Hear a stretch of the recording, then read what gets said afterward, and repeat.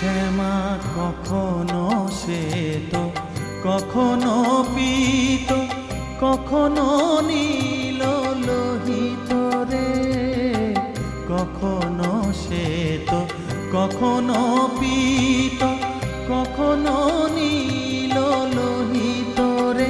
মায়ের সে ভাব কেমনে বুঝিতে না পারি, সে ভাব কেমনে বুঝিতে না পারি। ভাবিতে জন্ম গেল রে শ্যামা, মা কি আমার কালো।